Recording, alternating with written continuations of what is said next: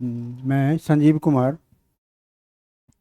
Omega pro classes से बहुत दिनों के बाद मैं ये वीडियो शुरू कर रहा हूँ कुछ कारण से। लेकिन अब लगातार ये आएगा और ये आपको हमने बताया था पोलिनेशन तक। पोलिनेशन के बाद, पोलिनेशन मतलब transfer of pollen grain from anther to stigma. लेकिन एंथर पर जब पोलन ग्रेन एंथर जब जब एंथर से पोलन ग्रेन निकलता है और वो स्टिग्मा पर बैठता है, तब एक इंटरेक्शन होता है। इंटरेक्शन होने के बाद क्या होता है, वहाँ पे वो जर्मिनेट करेगा और जर्मिनेट करने के बाद वो पोलन ट्यूब के रूप में फीमेल गैमेटोफाइट की ओर जाएगा। तो उसको हम कहते हैं male development of male gametophyte. और जब वहाँ पहुँचता है तो कई तरह से वो एंट्री करता है।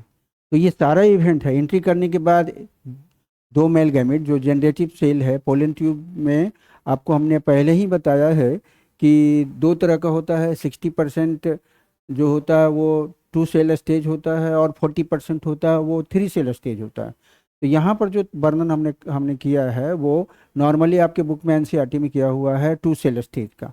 तो वो 2 सेल स्टेज बदलता है जैसे ही पोलन ट्यूब बनता है, तो वो कन्वर्ट कर जाता है आपको 3 सेल स्टेज में, यानी कि 2 male gamete and tube cell. Tube cell जो होता है यानी ट्यूब न्यूक्लियस पोलन ट्यूब बनाता है और उसको फॉलो करता है जनरेटिव सेल। फाइनली वो डिवाइड करता है और उसके बाद 1 मेल गैमीट फ्यूज करता है एक सेल से और अदर मेल गैमीट फ्यूज करता है आपको बीच में जो पोलर न्यूक्लियाई है फाइनली कन्वर्ट हो जाता है सेकेंडरी न्यूक्लियस में उससे, और फिर वो डेवलप करता है। तो एक एक करके हम देखेंगे। यहाँ पे है pollen pistil interaction. All these event from pollen deposition on the stigma until pollen tube enter the ovule together referred as pollen pistil interaction। जितना भी इंटरेक्शन है यानी कि पोलन ग्रेन का स्टिग्मा पे बैठने के बाद वहाँ पर जितना इंटरेक्शन होता है, चाहे वो उसको एक्सेप्ट करे या ना करे, तो उसको हम पोलन पिस्टल इंटरेक्शन कहेंगे। और यहाँ पे क्या है, pollen grain of A number of plant descend over the stigma of a flower.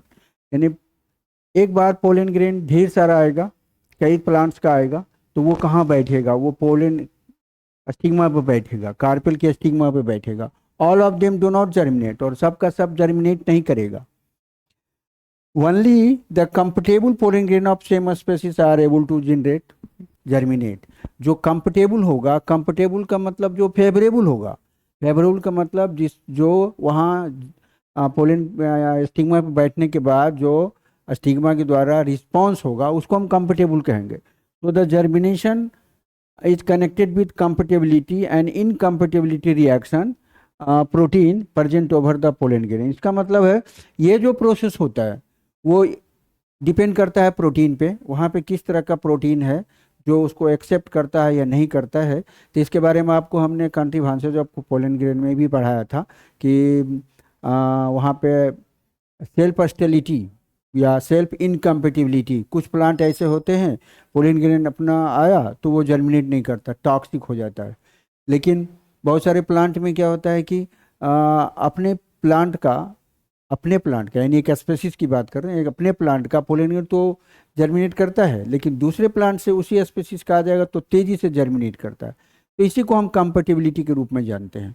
यानी मोर कंफर्टेबल होगा वो जल्दी जर्मिनेट करेगा, और जो जर्मिनेट करेगा वो फास्टली पोलन ट्यूब के रूप में बढ़ेगा और वो आगे की ओर बढ़ते चला जाएगा। If the reaction is favourable the pollen pickup water and nutrient. अगर रिएक्शन फेवरेबल है तो पोलन ट्यूब, पोलन ग्रेन में आप यहाँ पे देखिए पोलन ग्रेन है, तो ये जर्म पोर है, ये पोलन ट्यूब है, ये पोलन साइटोप्लाज्म है। ये डिवाइड किया तो 2 सेल बना, generative cell and tube cell. ये ट्यूब सेल है, ये क्या करेगा, वाटर एंड न्यूट्रिएंट लेगा और वाटर एंड न्यूट्रिएंट ले करके वो स्वेल करेगा, और स्वेल करेगा उसके बाद वो इन स्टाइल में, ये जो इसको हम कहेंगे स्टाइल, और ये स्टिग्मा है, स्टाइल में धंसना शुरू करेगा। यानी कि वो लगातार न्यूट्रिशन लेते जाएगा और आगे बढ़ते चला जाएगा और फाइनली कहाँ जाएगा, वो आगे बढ़ेगा। देखिए ये स्टाइल है, ये स्टाइल है, ये आगे बढ़ते बढ़ते जैसे ही ये पोलन ट्यूब आगे बढ़ा तो देखिए ये जो जनरेटिव सेल है 2 मेल गैमीट भी आगे बढ़ा, और ये है ओव्यूल। ठीक है। तो after sitting the pollen grain on stigma only comfortable pollen grain germinate and grow. जो कंफर्टेबल पोलन, कई पोलन ग्रेन वहाँ पे बैठेगा, तो जो कंफर्टेबल होगा वही जर्मिनेट करेगा through the one of germ pore. और जर्म पोर का मतलब आपको हम पहले नहीं बताए थे कि ये इस तरह से एक इंटाइन होता है और ये इसमें कई जर्म पोर होता है। तो किसी एक जर्म पोर से वो आगे की ओर बढ़ेगा और कौन सा पार्ट लेगा, वो कौन सा पार्ट लेगा, वो इंटाइन का पार्ट लेगा। और इंटाइन बना होता है किस चीज़ का, ये बना होता है पेप्टोसेलुलोज का। क्योंकि ये तो पोलन ट्यूब बनाने में हेल्प करेगा। स्पोरोपोलिन ऐसा मॉलिक्यूल है जो ना एंजाइम से, ना हीट से, ना टेम्परेचर से किसी से इफेक्टिव होता ही नहीं है। और जैसे ही यहाँ पहुँचेगा, pollen part taken up by pollen tube contain 2 male gamete. देखिए, एक मेल गैमेट, ये दूसरा male gamete. The pollen tube secret pectinase. अब ये पोलन ट्यूब यहाँ पे एक एंजाइम रिलीज करता है, पेक्टिनेज।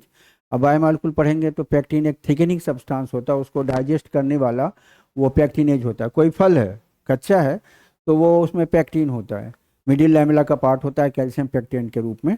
और वो जब मैच्योर करता है तो उसके बाद वहाँ पे एक एंजाइम बनता है पेक्टिनेज, उसको डाइजेस्ट करता है, यानी वो डाइजेस्ट करेगा। एंड अदर और दूसरा हाइड्रोलाइजिंग एंजाइम भी होगा टू क्रिएट इंटरसेलुलर पाथवे।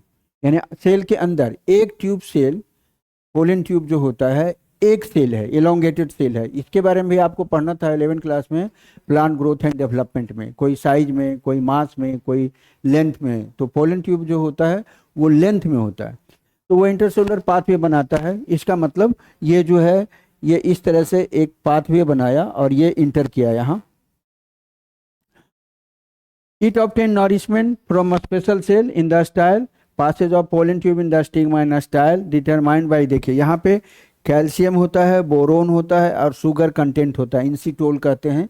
तो कई सब्सटेंस होता है और कुछ टिश्यूज भी होते हैं जो उसको हेल्प करता है न्यूट्रिशन लेने में और आगे बढ़ने में। इसके बाद आप देखें, एंट्री अगर ये पहुंच गया यहाँ पर, मतलब पोलन ट्यूब जो है वो अगर इंटर किया यहाँ पे और इंटर किया, तो इसका कई एरिया है। देखिए यहाँ पे इसको चलाजा रीजन कहते हैं, ये मिडिल रीजन है, ये माइक्रोपाइलर रीजन है। तो ये जो एंट्री करेगा तो उसका कई पाथ होगा। तो ये इसमें 3 पाथ है, एक को कहते हैं पोरोगैमी, दूसरे को कहते हैं चलाजोगैमी, तीसरे को कहते हैं मीजोगैमी।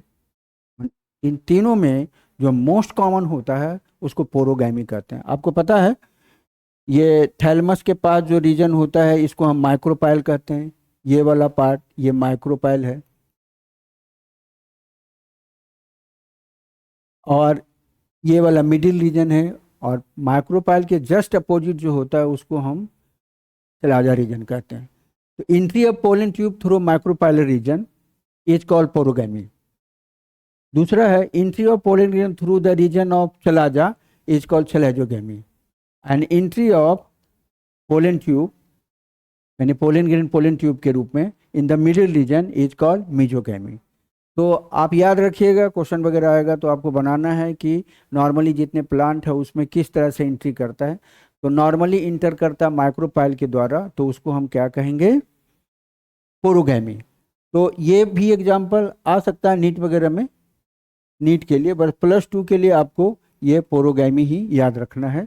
तो वो पहुँचेगा वहाँ पर जाने के बाद, जैसे ही माइक्रोपाइल के पास जाएगा तो वहाँ पे जो ओव्यूल होता है, ओव्यूल में हेल्प सेल होता है, एक सेल होता है, पोलर न्यूक्लियाई होता है, एंटीपोडल सेल होता है। अब ये आप देखेंगे यहाँ पे, देखिए एक सेल है, इसको कहते हैं हेल्प सेल। हेल्प सेल के साथ क्या होता है, यहाँ पे कुछ स्ट्रक्चर पाया जाता अट्रैक्ट करने वाला, इसको हम फिलीफॉर्म एपरेटस कहते हैं, फिलीफॉर्म स्ट्रक्चर। और ये फिलीफॉर्म स्ट्रक्चर पोलन ट्यूब को खींचता है, चाहे वो चलाजा साइड से आए या मिडिल रीजन से आए या माइक्रोपाइलर रीजन से आए। क्योंकि हम यहाँ बात कर रहे हैं किसका, माइक्रोपाइलर रीजन से, तो ये अट्रैक्ट करेगा, तो देखिए अट्रैक्ट करेगा तो पोलन ट्यूब, जो ट्यूब न्यूक्लियस है वो पोलन ट्यूब को खींच करके माइक्रोपाइलर रीजन के पास ले जाएगा। और यहाँ जैसे ही इंटर किया तो ये जो जनरेटिव सेल मेल गैमिट के रूप में, टू मेल गैमिट के रूप में आया था, ये भी इंटर कर जाएगा किसमें, ओव्यूल के अंदर। और ये देखिए जैसे ही ये इंटर किया, यहाँ हेल्प सेल गायब हो गया, ये एक सेल है, ये सेकेंडरी न्यूक्लियस। यहाँ पे ये दो पोलर न्यूक्लियाई फ्यूज करता है, जैसे इंटर करेगा उसका साइटोप्लाज्म एक्टिवेट होगा और वो फ्यूज करके सेकेंडरी न्यूक्लियस के रूप में बदल जाएगा। मतलब ये एन है, ये एन है, ये कन्वर्ट कर गया 2n में। तो एक प्रोसेस जो है यहाँ पे ऊपर में फ्यूजन हो गया किसका, टू पोलर न्यूक्लियाई का, तो उसको हम वेजिटेटिव फर्टिलाइजेशन कहते हैं। मतलब वो वेजिटेटिव पार्ट बनाएगा, एंडोस्पर्म वगैरह बनाएगा। और ये जो टू मेल गैमिट इंटर किया, तो अब ये टू मेल गैमिट दो तरफ अट्रैक्ट होगा, एक तो एक सेल की तरफ जाएगा और दूसरा सेकेंडरी न्यूक्लियस की तरफ जाएगा। तो जब वो फ्यूज करेगा एक सेल से तो उसको हम कहेंगे जनरेटिव फर्टिलाइजेशन, और उसी को कहते हैं साइनगैमी। आपको याद रखना है कि जब दो सेल फ्यूज करता है न्यूक्लियस के साथ तो उसको हम कंजुगेशन कहते हैं, लेकिन जब गैमिट के रूप में वो जो फ्यूज करता है तो उसको साइनगैमी कहते हैं। और यहाँ पे जो वेजिटेटिव फर्टिलाइजेशन है, दो पोलर न्यूक्लियाई फ्यूज किया था, एक पोलर न्यूक्लियाई है, ये दो पोलर न्यूक्लियाई है, तो ये बन गया 2n। और एक तीसरा मेल गैमिट है, तो ये +n, ये बन गया 3n। तो 3 न्यूक्लियस फ्यूज कर रहा है, इसलिए इसको हम कहते हैं ट्रिपल फ्यूजन। तो देखिए the two male gametes in the ovule attracted toward the polar nuclei and secondary nucleus and toward egg cell, the antipodal cell and help cell degenerate। वो अट्रैक्ट होगा अंदर जाने के बाद, हेल्प सेल वगैरह का यूज नहीं है, यहाँ नहीं है, आगे आप उसका एप्लीकेशन देखेंगे कि पोली एम्ब्रियोनी या एपोमिक्सिस होता है तो वहाँ पर उसकी ज़रूरत पड़ेगी, यहाँ नहीं है। यहाँ पे नॉर्मल कंडीशन में क्या होता है कि ये जो 3 एंटीपोडल सेल है ये डिजेनरेट कर जाएगा, यहाँ जो हेल्प सेल है उसका काम खत्म, वो भी डिजेनरेट कर जाएगा, बचा हुआ रहेगा सेकेंडरी न्यूक्लियस, बचा हुआ रहेगा एक सेल। तो सेकेंडरी न्यूक्लियस फ्यूज करेगा 1 मेल गैमेट के साथ और एक सेल फ्यूज करेगा दूसरे मेल गैमेट के साथ। देखिए ये फ्यूज किया, तो फ्यूज किया तो जहाँ पर सेकेंडरी सेल न्यूक्लियस है इसको हम सेंट्रल सेल कहते हैं, सेंट्रल सेल कहते हैं। लेकिन जब फ्यूज कर गया, फ्यूज करने के बाद इसको हम कहते हैं प्राइमरी इंडोस्पर्मिक सेल, अब उसको सेंट्रल सेल नहीं कहते। और ये जो न्यूक्लियस फ्यूज किया तब इसको हम कहते हैं प्राइमरी इंडोस्पर्मिक न्यूक्लियस। अब आ जाइए यहाँ, ये वाला जो पार्ट है, ये एक सेल जब फ्यूज किया मेल गैमेट से तो इसको हम कहते हैं जाइगोट। आगे बढ़ेंगे हम इसके बाद। अब आ जाइए, जो फ्यूज किया तो उसको हम कहते हैं फर्टिलाइजेशन यानी साइनगैमी। तो उसका क्या सिग्निफिकेंस है, सिग्निफिकेंस का मतलब हुआ कि क्या उपयोगिता है फ्लावरिंग प्लांट में। हम अगर जिम्नोस्पर्म की बात करें तो वहाँ पर क्या होता है कि गैमिट बनने के समय ही रिजर्व फूड बन जाता है। यहाँ पे क्या होता है कि गैमिट बनने के बाद नहीं बनता, गैमिट बनने के बाद जब तक फर्टिलाइजेशन नहीं होगा तब तक रिजर्व फूड नहीं बनता है। तो यहाँ दो टर्म दिया हुआ है, significance of fertilisation and double fertilisation. यानी सिग्निफिकेंस ऑफ फर्टिलाइजेशन का मतलब जनरेटिव फर्टिलाइजेशन, और डबल फर्टिलाइजेशन का मतलब होता है कि एक जेनेटिव फर्टिलाइजेशन है, दूसरा वेजिटेटिव फर्टिलाइजेशन। तो यहाँ पे जब हम सिग्निफिकेंस ऑफ फर्टिलाइजेशन की बात करते हैं तब बात करते हैं कि फर्टिलाइजेशन होता किसका है। तो आपको पता होगा कि जितना भी गैमीट होता है वह एन होता है, और एन कोई भी यूकैरियोटिक सेल है वो डिप्लॉयड होता है नॉर्मली। और प्रत्येक जितने यूकैरियोट्स होते हैं उसमें एक रिप्रोडक्टिव ऑर्गन होता है, और वो रिप्रोडक्टिव ऑर्गन जो होता है वो एक खास प्रोसेस के द्वारा, आप पढ़े हैं माइक्रोस्पोरोजेनेसिस एंड मेगास्पोरोजेनेसिस। तो माइक्रोस्पोरोजेनेसिस में पोलन ग्रेन बना, मेगास्पोरोजेनेसिस में आपको एक सेल बना। तो वो जो एक सेल बना और पोलन ग्रेन बना, ये एक प्रोसेस के तहत होता है। प्रोसेस के तहत का मतलब कि वहाँ पे रिकम्बिनेशन होता है, रिकम्बिनेशन के बाद माइटोसिस होता है, मियोसिस होता है। मियोसिस होगा तो 1 से 4 सेल बनेगा। वो आपको पता है कि अगर ये 2n है और 2n पहले ये बदल गया nn में, ये कंसेप्ट आपको याद रखना पड़ेगा एन एन में। तो इसको रिडक्शनल डिवीजन कहते हैं। तो ये जो रिडक्शनल डिवीजन होता है वहाँ पे क्या होता है, क्रोमोजोम के बीच में एक्सचेंज होता है। एक्सचेंज होता है तो वेरिएशंस होता है। तो इसलिए यहाँ लिखे it initiate formation of gamete. अगर फर्टिलाइजेशन का प्रोसेस नहीं होगा तो गैमिट क्यों बनेगा। तो पहला इसका सिग्निफिकेंस है initiation of formation of gamete. दूसरा सिग्निफिकेंट क्या है, ये जो होता है इट रीगेन डिप्लॉयड नंबर। अब ये जो गैमिट है, अब देखिए यहाँ पे ये रिडक्शन डिवीजन हुआ, इसके बाद इसमें क्या होगा, इक्वेशनल डिवीजन होगा।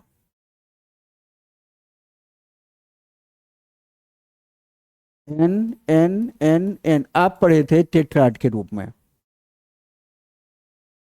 ऐसे पढ़े थे या ऐसे पढ़े थे। पोलिन इन्फॉर्मेशन में आपने टेट्राड पढ़ा था, लेकिन मेल फीमेल के केस में क्या पढ़ा था कि इसमें 4 में जो है 3 डिजेनरेट कर जाता है, एक बचा रह जाता है। तो ये बन गया फीमेल गैमिट के रूप में, ये बन गया आपको पोलिन ग्रेन मेल गैमिट के रूप में। तो ये मेल गैमिट फीमेल गैमिट बना। तो ये जो गैमिट बना अब वो एक खास प्रोसेस के द्वारा फर्टिलाइज करेगा, जो कि अभी पढ़ा रहे थे आपको। अभी आपको हमने यही बताया कि वो पोलन ग्रेन बनेगा, पोलिनेशन होगा, पोलिनेशन होने के बाद वो स्टिग्मा पे बैठा, स्टिग्मा पे बैठने के बाद क्या करेगा, जर्मिनेट करेगा। जर्मिनेशन तभी होगा जबकि कंफर्टेबल होगा। कंफर्टेबल होने का मतलब क्या होता है कि वहाँ पे जो स्टिग्मा, वहाँ पे केमिकल उसको फेवर करेगा, वहाँ पे वो वाटर एब्जॉर्ब करेगा, न्यूट्रिशन लेगा, न्यूट्रिशन देगा, साथ ही साथ एटीपी की सहायता से वो धीरे धीरे ग्रो करेगा, और ग्रो करके वो पोलन ट्यूब बनना शुरू होगा, इलोंगेटेड होना शुरू होगा, और वो पहुँचेगा कहाँ पे, एक ओव्यूल के पास। ओव्यूल को हम यहाँ पे मेगास्पोरेंजियम भी कह सकते हैं, या हम कह सकते हैं फीमेल गेमेटोफाइट। वहाँ पर भी आप 7 सेल 8 न्यूक्लियर स्टेज है, ये भी आपको याद रखना पड़ेगा। ये वाला जो पार्ट है ये 3 2 3 7 सेल 8 न्यूक्लियर स्टेज है। ये फिगर भी आपको एग्जाम में आता है, ये याद रखना पड़ेगा। तो उसी को हम ओव्यूल कहते हैं, यानी डेवलप्ड ओव्यूल हम यहाँ कह सकते हैं। तो यहाँ पहुँचने के बाद क्या होगा कि ये इस 3 सेल में एक 1 पोल में आपको एक सेल, अगले पोल में हेल्प सेल, ये एंटीपोडल सेल, अब बीच में पोलर न्यूक्लियाई। तो हेल्प सेल पोलन ट्यूब को अट्रैक्ट किया, मेल गैमेट को ले लिया, एंटीपोडल सेल डिजेनरेट कर गया, 2 पोलर न्यूक्लियाई फ्यूज करके सेकेंडरी न्यूक्लियस में बदल गया, और फाइनली वो क्या होता है, फ्यूज करता है। तो जब मेल गैमेट फीमेल गैमेट के साथ फ्यूज करता है तो डिप्लॉयड हो जाता है। तो देखिए इट रीगेन डिप्लॉयड और diploid number of chromosome. Diploid number of chromosome का मतलब क्या हुआ, जायगोट।